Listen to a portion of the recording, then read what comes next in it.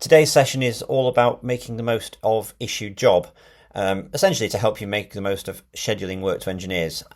So it's one of the most commonly used screens and functions of our system. So you'll probably see a lot of things that you already know, but I'm hoping that you'll also take away from today quite a few things that perhaps you didn't already know, or maybe didn't even know were available in your system that we can always activate if you want. What I thought we'd do today is we'll cover, I said it's about issue job.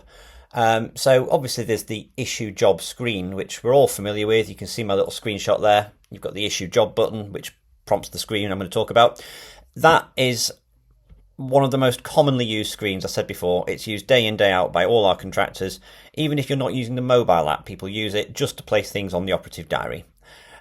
So what I will say is that our demo system that I'm going to use for today has got some features that you might not have switched on by default in yours, which you might see, oh, that's completely useless for us, I don't need that. Or you might just decide that actually that's really, really useful, and I'd like to explore that further for us. If that is the case, let us know. We can help you with that.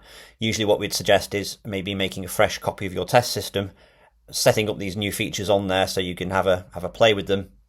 And if you really like them and want to put them on your live system, not a problem. Just ask and we'll set them up on live for you as well. Also, I've highlighted it as a new feature. It's fairly new. How to set up preferred engineers. So we'll come to that. How to issue jobs in bulk. And then we've also got a issue more work screen as well, which some of you may not know exists, but I'd like to show you that as well. A starting point for us is going to be the issue job screen. So before we see this, this is a screenshot there of what the issue job screen could look like in your system. I did say that some certain colours and things might not be available in yours, but we'll come to that. The first thing we do when you hit issue job is we filter the list of available people that you could issue that job to by trade from the job. So we're looking at the jobs trade that you logged that at, and then we're looking for people that would be useful to you that match on that trade. And that can either be a full match on their primary trade or the additional trades that you can tick for an engineer. And also, if it's set up in your system, we also limit the list to the contractor and the depot that job is for as well. And that's really only relevant if your company and your system is split into different divisions or departments and that kind of thing. And if they are, you'll see where if I just move my mouse over here, you can see the contractor and depot. You might have regional offices set up, in which case you'd only want to show the engineers for the Northwest that are based in the Northwest, and the guys that are based on in Cornwall, you wouldn't bother showing them for a job in Wigan, that kind of thing. So we do that by default when you first start. But we have got other filters that you can bring in. So like all our reports, these blue words here that are in bold that you can see that I'm highlighting at the moment, those are all filters that you can bring in to narrow down the list. So I'm going to show you that on a little demo now. In true Blue Peter style, I'm going to use a job that I've already prepared. So here we have a nice job that is sitting at awaiting allocation. And I hit issue job and we step into this very familiar looking screen here. The trade we mentioned on our screenshot, we're looking for the trade of the job, which is here. And we're also looking in the departments that are relevant to this particular job and the operative list. So as I scroll down, we can see I've got a selection of operatives all shown on here, loads of different colours, loads of different symbols, and obviously different star ratings as well. So I'm going to cover that. But first of all, I mentioned about the pre-filters. So we're already filtering on these, and we're filtering on useful engineers. So useful only is the trade match. You could untick that to show everybody and press refresh, and that will then redraw this list to be a lot longer, but containing people that are not as useful because they might not have the trade. But you might know in your head that that particular person that's not got the trade could do that task.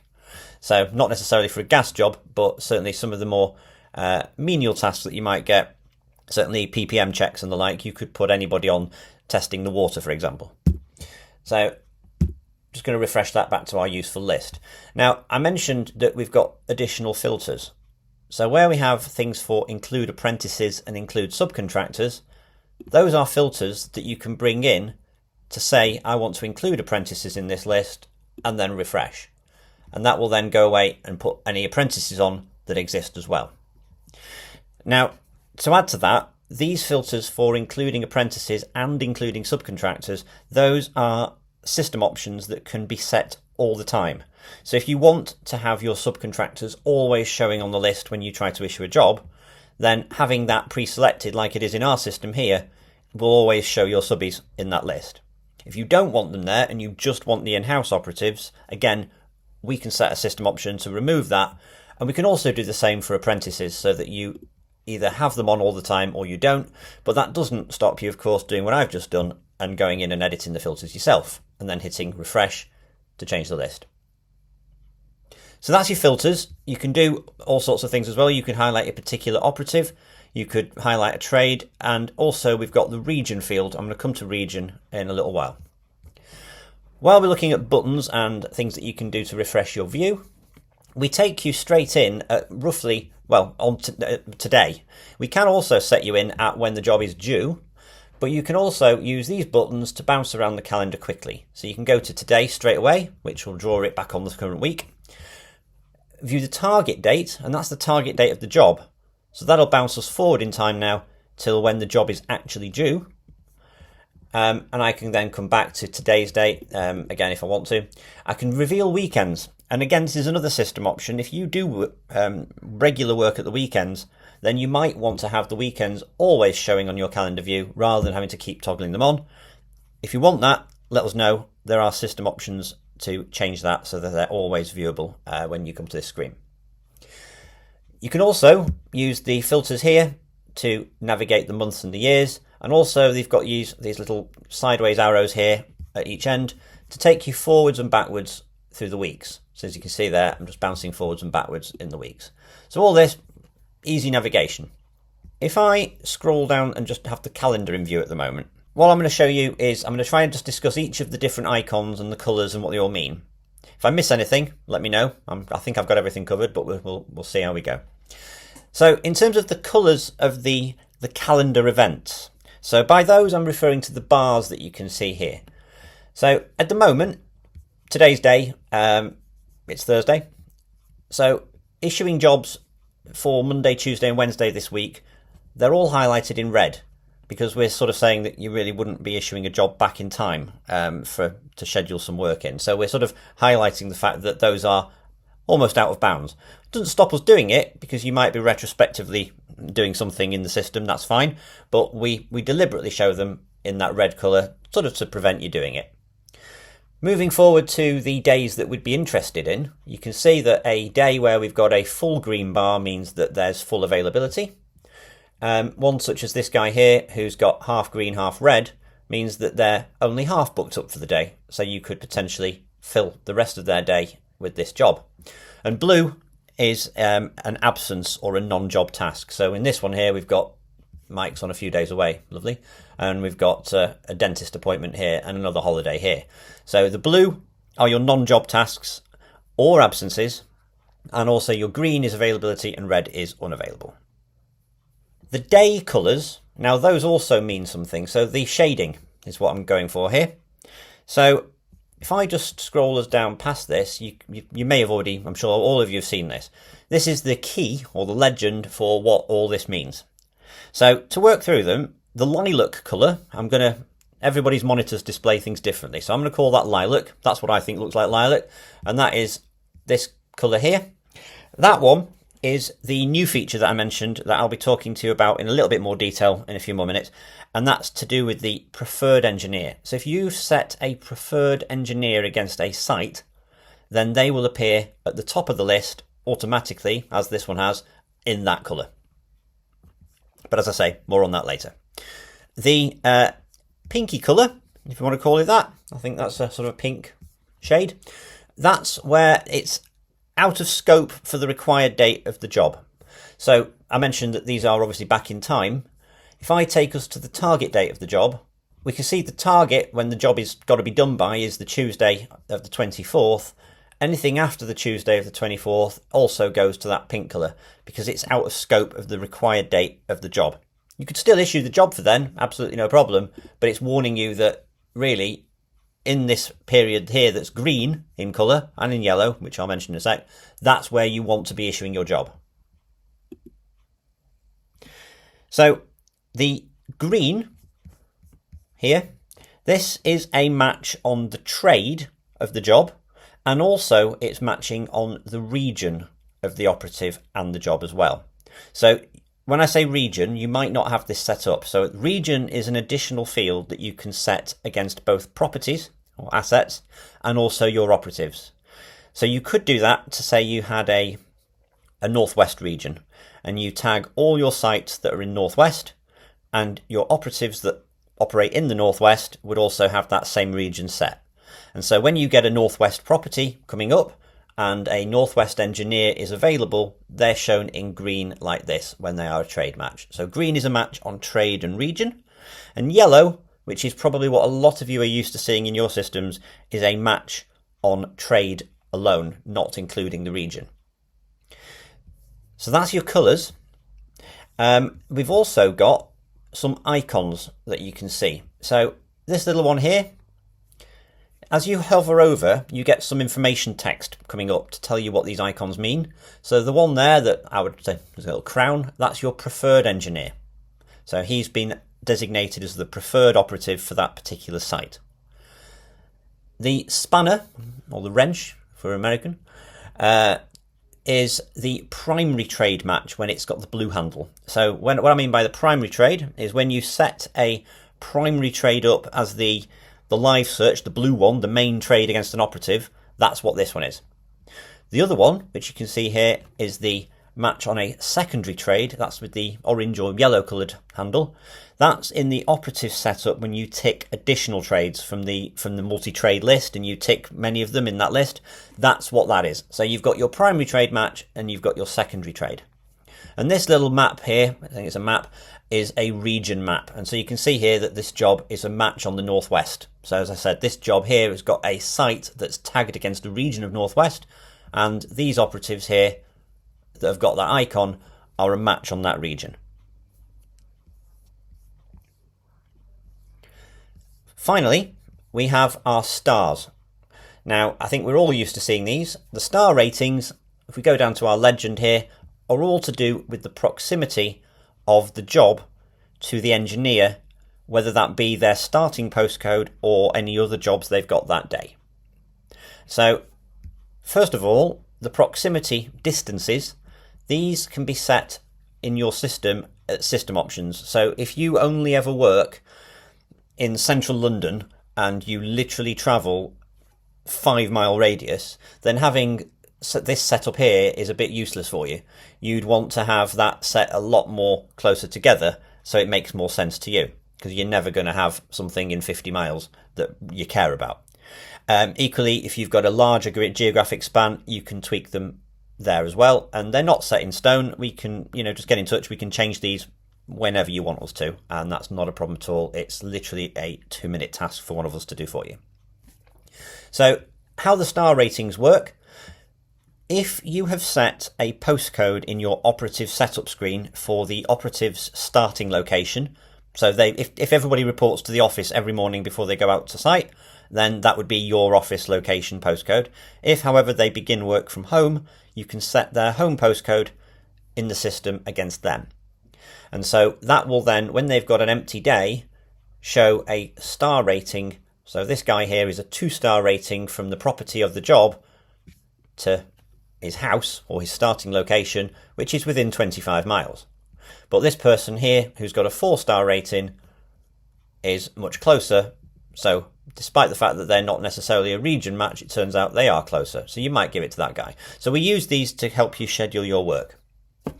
So the star ratings, if you have got jobs in the diary already, such as this guy here, the star rating is then taken from the jobs that they've got in that day. So you can then allocate the work accordingly. One final thing to mention on this screen, which loads of people miss, and that's this column here for the ETTC.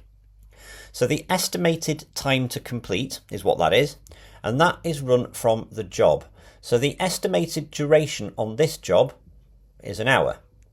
The outstanding estimated time to complete is half an hour because there's already been visits on it. And so what we're looking at here is in this column, you can see half an hour, half an hour, half an hour for everybody, all except for this guy here who says it'll take him an hour. That is controlled from the operative setup screen, which is something that you've probably never looked at. So I wasn't planning on showing you this, but I will show it you because you might not have seen it. So I'm going to pop into the setup for that operative that we've just mentioned.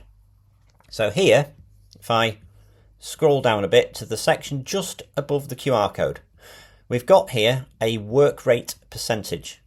So ordinarily for a normal operative, you would have that set in most of your systems to 100% because you expect them to complete their work in 100% efficiency, if you like.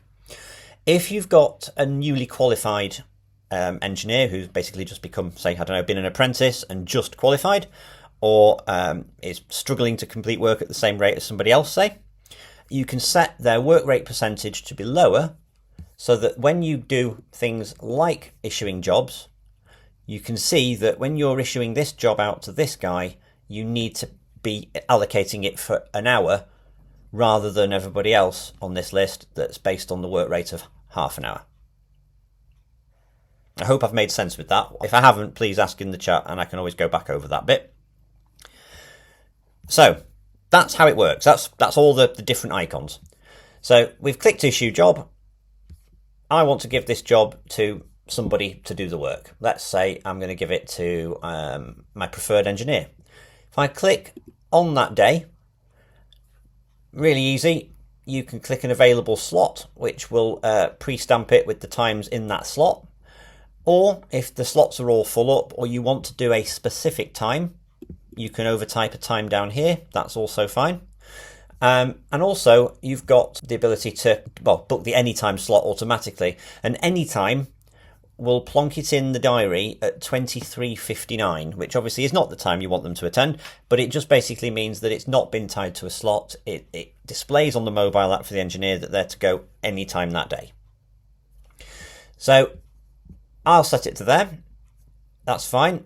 I can then go and say, actually, do you know what? I want this other guy to go too. Click here. And I want this person to attend at 9 o'clock. So that's pumped that in there. If you are creating appointments, and what I mean by that is it's an appointed visit, you've told the tenant, the person who lives in the house, the guy who runs the site, that you're attending site at 9 a.m. sharp, then tick that box. Because what that does is that will show up on the mobile app differently. The guys on the mobile side see a little alarm clock, and it comes up with red bold text to say it's an appointment. So they know that they've got to go at that time. If you don't have that ticked, they just get a slot of AM. And if you do get that, it's an appointment visit. That also impacts upon some of the KPI reporting that you might do. So if you do some KPI reports on appointments made and kept, for example, you can't report on appointments made and kept unless you tick that.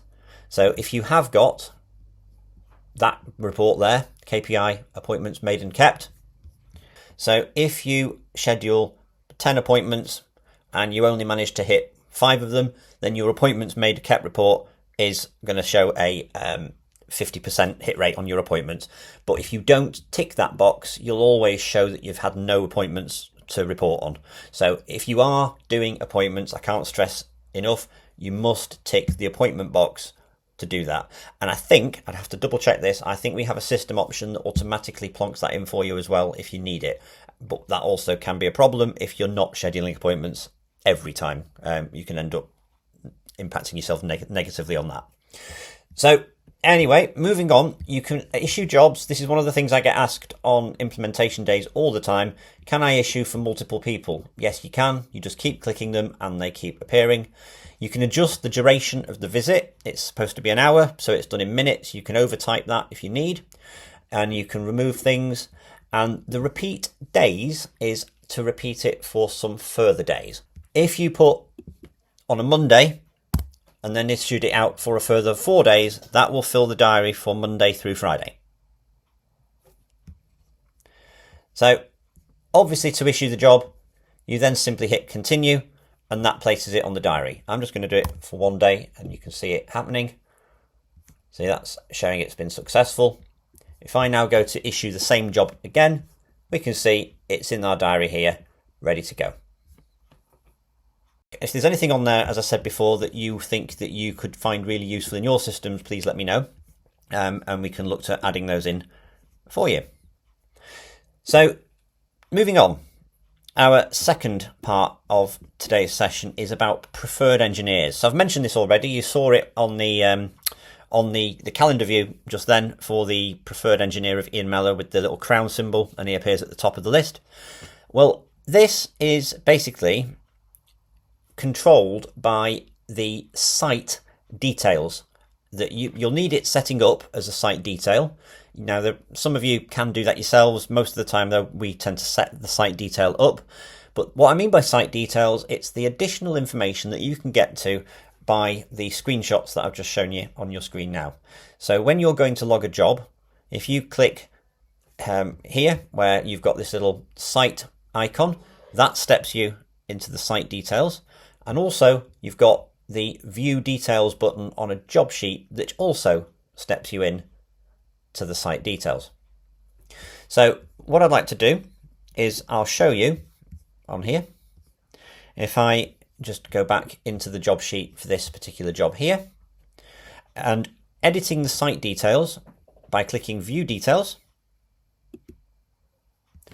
In here, this list will look different in each of your systems.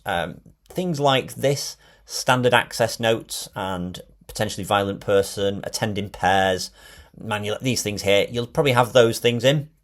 But the one thing that we're focusing on right now is this item here of preferred engineer.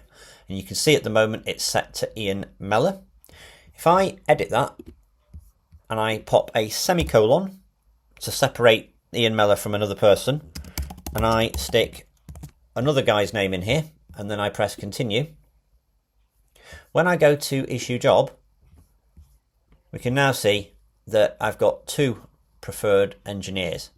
This came about because we had a contractor that did have a list of preferred engineers that had to attend sites.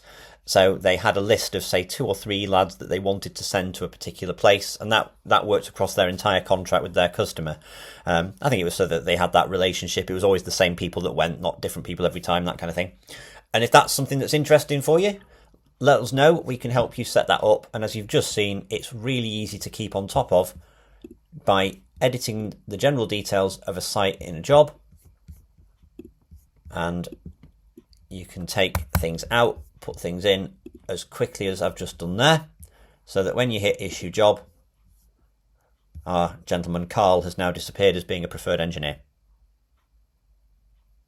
Okay, so that's how you would edit it on one-off by clicking the view details. You can edit the additional details fields from within the asset list in the client wizard. So that for those of you that have ever uploaded a full site list to your system to either create a list or edit one, the spreadsheet that you can use can also update the additional fields.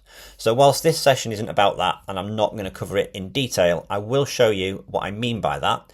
So if I step into the client wizard and go in at the asset stage, the buttons up here for downloading asset details, if I was to download the full asset list for a site, that will download a CSV file containing all the addresses, which it's just done there. I think this is quite a large list, so maybe not the best one to do. Once you open that, it obviously opens on a different screen. There it is. You get a full list of all your assets, and then hiding in the list here somewhere, there it is, preferred engineer. You could go away, play around in Excel for a little while, populate your preferred engineers with whoever needs to be in there, and then all you do back in your system is, using the address file upload, you would re-upload the file that you've just edited. I'm not going to cover that as part of today's session. If we're interested in seeing how to do asset downloads and asset uploads, I'd be happy to do a session on that.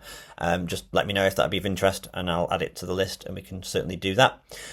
But that was more just to explain that you can do this process individually or in bulk. So part 3, we're rattling through them now. This one's really easy and is a system that, well, part of the system rather, that not many people don't actually know exists, but there are a couple of ways that you can issue jobs in bulk to your engineers. One is using work plans and the add to plan function, and I'm not going to cover that today. I'm going to mention it because it's something that the system does. That's all about the work plans where you've got cyclical work going on and you can have jobs created automatically, or you can populate engineers' diaries over a course of, say, a couple of weeks to dish out gas servicing jobs, for example. There'll be a webinar all about work plans sometime soon because it's quite a meaty subject that requires a bit more time than just me showing it quickly. But you can do it using a work plan. But for today, we're going to do this using the issue bulk screen. If you want this adding onto your system, please ask. It's really quite a straightforward thing to use.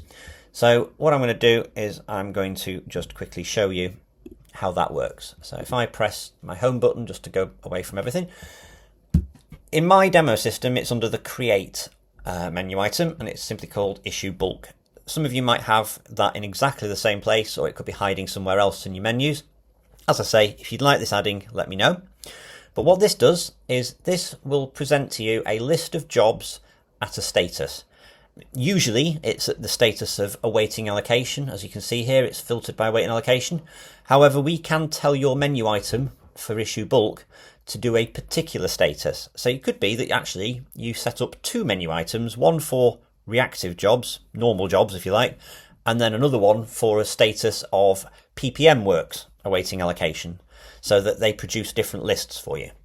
Equally, it's not unsurmountable for you to change the status, and you can tweak your report to show jobs at status of PPM awaiting allocation, for example. Equally, what you'd probably do while we're at the filters is you would use this to narrow down the list. Because as we can see, if I scroll down, that's quite a big list and it covers plumbing, joinery, labour, electrical, everything. So if I wanted to narrow this down to some electrical works, because I want to dish out some electrician jobs, I would go onto the trade and then I would update my filters to only show me the electrical work.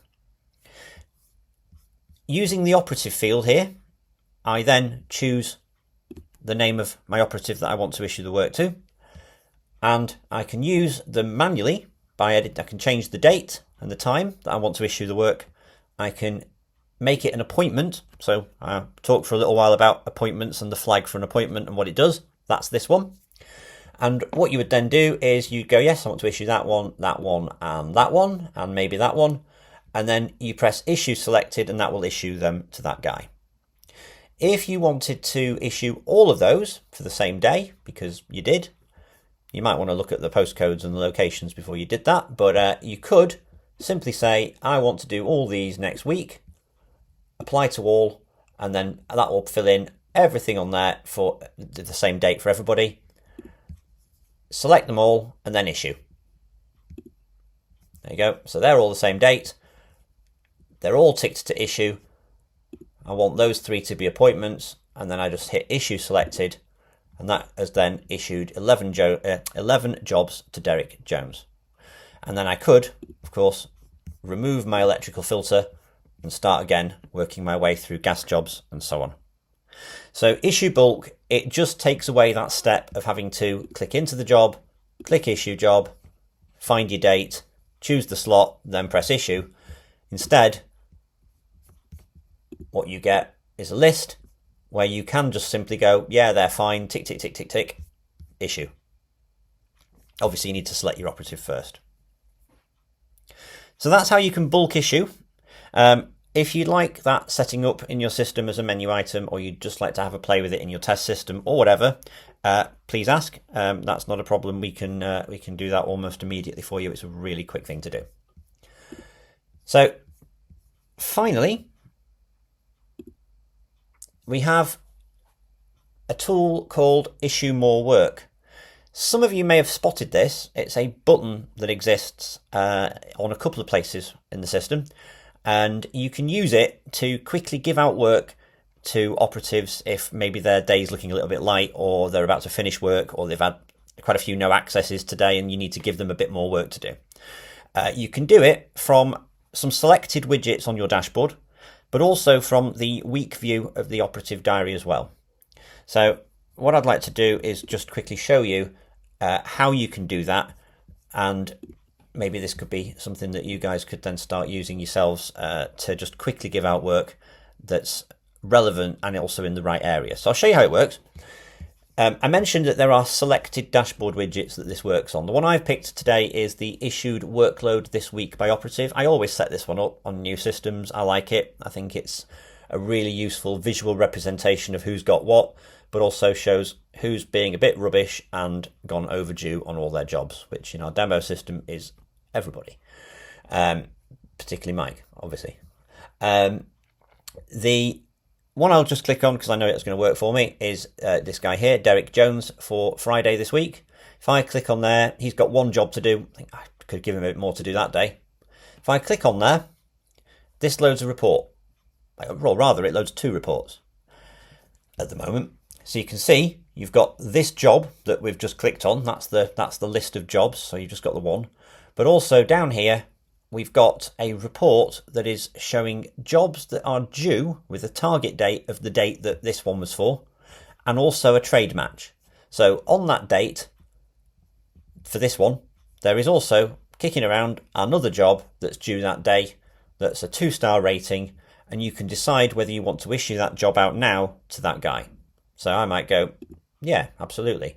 Obviously, I might phone the tenant first and see if it's okay that we can go in. If they say yes, absolutely, go for it. And all you do is you hit issue selected, and that will go away and issue that job to him now. So in there, you've got 2 visits planned already. So that's one way of doing it. I'll show you the same thing for somebody else. So this guy here, Alan. One of the things that you might find is if you use region, we talked about region right near the beginning of this session. If you have regions set up, those regions from your operative will pass through and look for jobs for properties in that region as well. I removed them for the purposes of this guy on this demo right now, just so that it wasn't confusing for those of you that don't use it. But region would pass through here too, and it would show you only jobs that would be suitable for that person's region in this list. So you can see here that all these, what are they, electrical condition reports are all due around about the same day. So you could go for the ones that are a 4-star rating, say, and start ticking those and going, oh, we'll give him 5 more to do that day. And you just simply work your way down, ticking which ones you want to give out, and press issue to send those to that guy. So it's a quick way of issuing new work. So that's the one way from the dashboard. And the other way I mentioned is from the operative diary. So if I go to a couple of guys and hit view selected operatives, and I click in to today, you can look at what they've got on today, but also you've got the issue more button, which you might have not even noticed is there in your systems. But issue more takes you into the same report, where you can then filter. As it happens, there aren't any because I've given them all out already, but you can tweak the date ranges, you can tweak your filters and update your list, and it will give you a list of all jobs that you've got kicking around that you could potentially issue out to your guy, and you can do issue more work that way. Personally, I find the report from here a little bit better. I like it. There are other ones that are around for the similar sort of dashboard widget layout, but I like that one. Have a play yourselves and see what you think. But that is the issue more work aspect of it as well. That brings us to the end of today's little webinar. Thank you for coming on. Thanks for listening. Thank you, everybody. As I say, any questions that you've got, anything you want to ask, I'll loiter here for a few minutes. If all goes quiet and I don't see anything popping up on the chat, I'll disappear off myself as well and go and get some fresh air in the nice sunlight out there.